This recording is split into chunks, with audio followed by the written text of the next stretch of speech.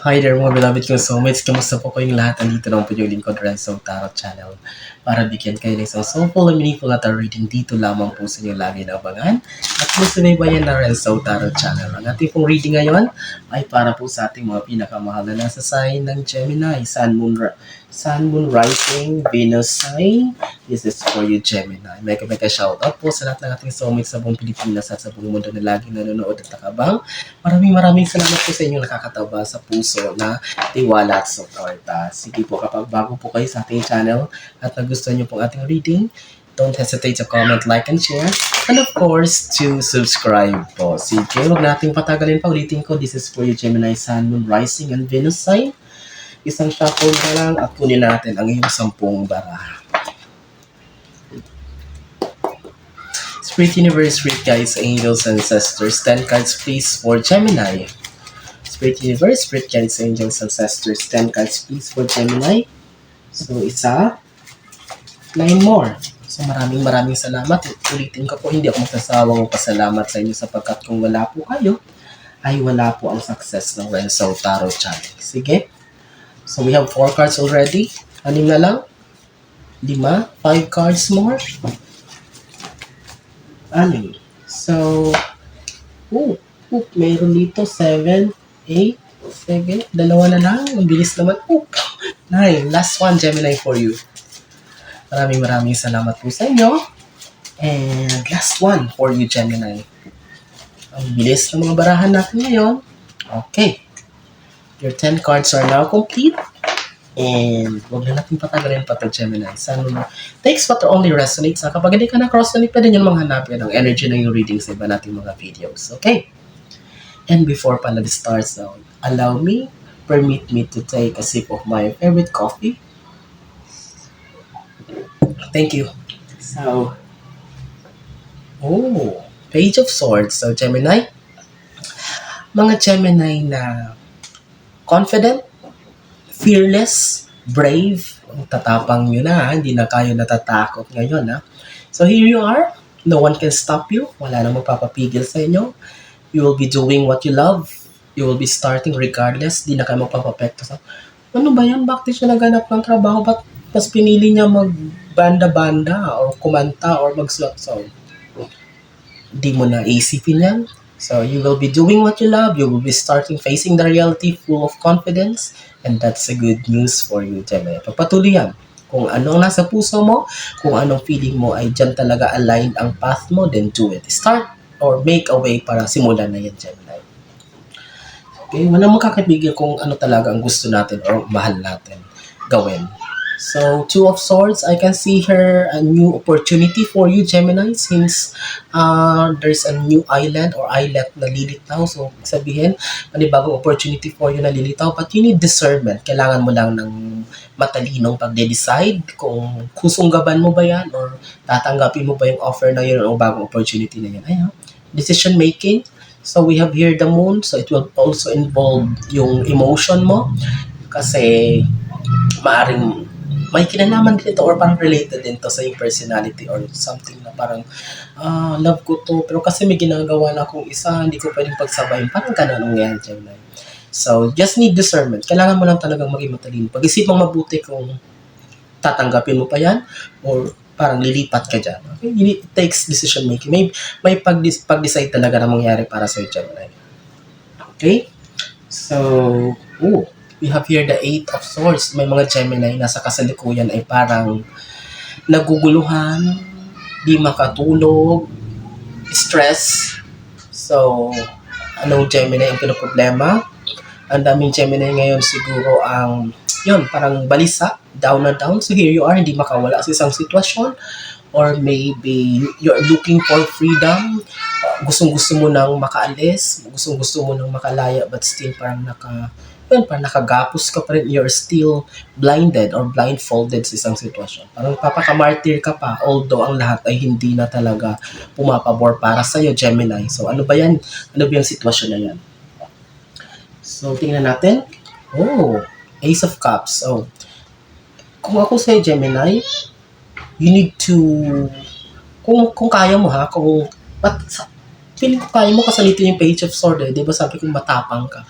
So, you just need to make a way. Action lang ang kailangan dito. Kasi kapag makawala ka dyan, kapag makalis ka dyan, so we have here, you are promised by the universe of Page of Ace of Cups. So, this is not only a new beginning.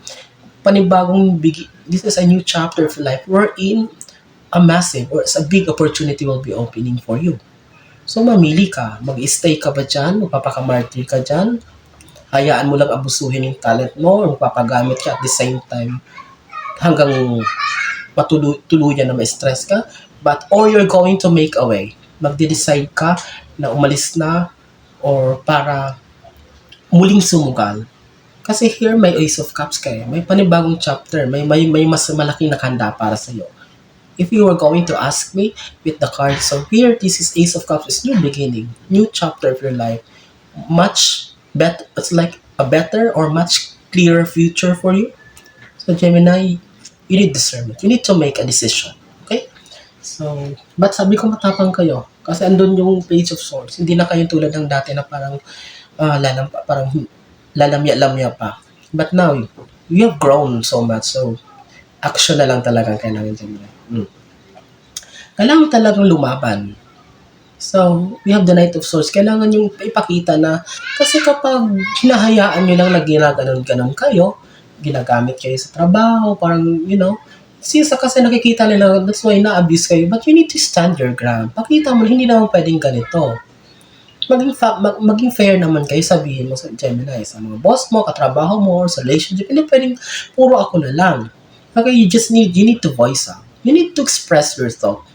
Kailangan mo, kasi pag hayaan mo lang talaga, so, ito mangyayari sa'yo, Eight of Swords, so talagang ma-stress ka, o ma-overwhelm ka, mag-pressure ka, but if you voice out, papakita mo, express mo yung nararamdaman mo, walang masama doon, pakita mo, hindi naman sa nagmamalaki ka, or nagmamayabang ka, but you need to, kailangan mo din ipakita na, hindi naman pwedeng ganito. Okay, hindi naman pwedeng, ganito-ganitohin niyo ako. You need to stand your ground, Gemini. Okay? We're finished with our 5 cards. So, before tayo mag-continue sa ating second row, cheers pala dyan.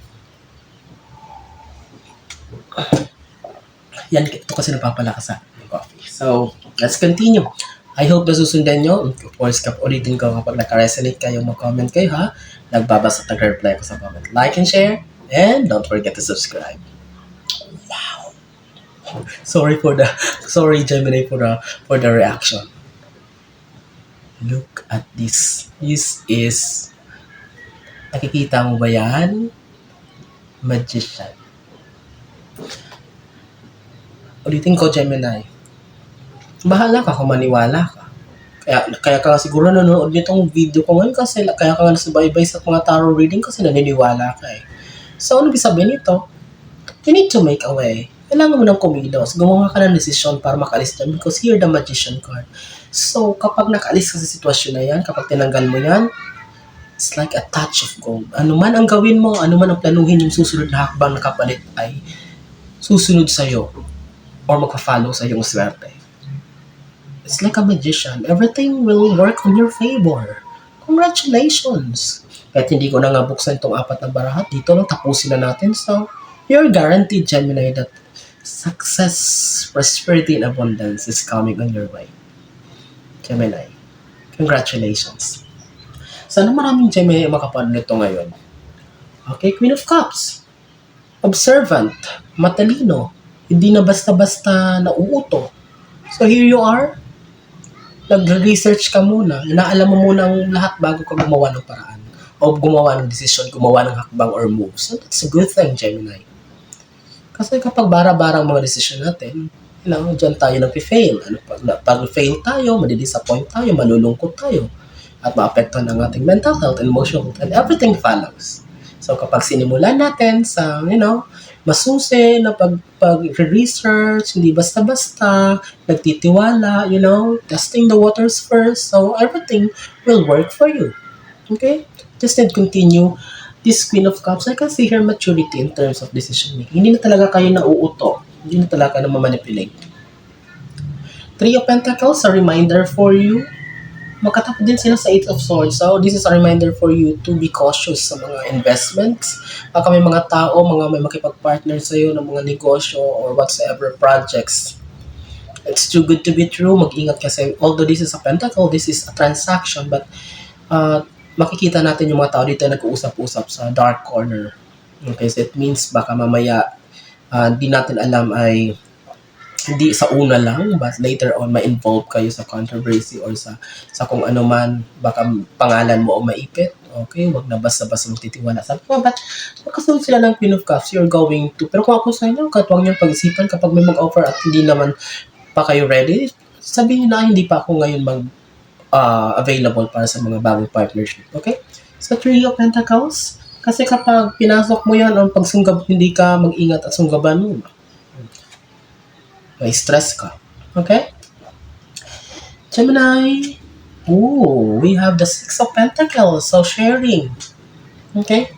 I can see her, mga Gemini, na parang expect also help from others. So, if you're expecting na parang may magbabayad sa inyo, may mga taong babalik para, something help. Extension or parang sitwasyon or mga pagkakataon na parang sa'yo papasok ang resources or pera. Ito, expect mo dito, Gemini.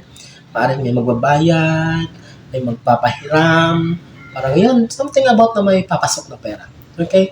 And also, Gemini, don't forget to share what you have, even a small form. Walang masama. Kung walang pera, sa ibang paraan. Time, energy, was this presence, okay? This is a very important ingredient for success. Alam ni Universal, kapag matulungin tayo or kapag nag-share tayo, guaranteed ang swerte para sa. Tapusin natin itong Gemini. Napakaganda mong reading with your 10th and last card. Hulaan nyo. Kung kanina ang magician ang rank 1, ano yung rank 2? Oh my God. Wheel of Fortune, ruleta ng kapalaran. I don't want to say it. Wala na akong sasabihin pa dyan. Alam niyo na. Kung ako sa inyo ngayon, go to the nearest lotto outlet. Tumaya kayo, balang nyo, swertihin kayo. Lumabas ang Wheel of Fortune, lumabas ang Magician. Grabe, itong swerte na parating sa inyo. I don't want to say it. Wala na akong masabi pa. Wala na akong masabi. Alam niyo na yan. Tapusin ko na to. 10th and last card na Gemini. Congratulations. I'm so happy for you. Abundance, prosperity, good news, contentment, happiness, nasa inyo ng lahat. Congratulations, Gemini. I hope and I pray na marami nasa sign ng Gemini ang makapanood nito ngayon. Like and share, comment kapag nagustuhan nyo or nakaresent kayo. At wag na wag niyong kalimutan. Ang hingin ko lang na tulong sa inyo at bayad sa inyo ay isubscribe ang ating channel. Hanggang sa susunod nating pagsasama, maraming salamat. Mag-ingat kayo lagi. Mahal na mahal ko kayong lahat. God bless us all.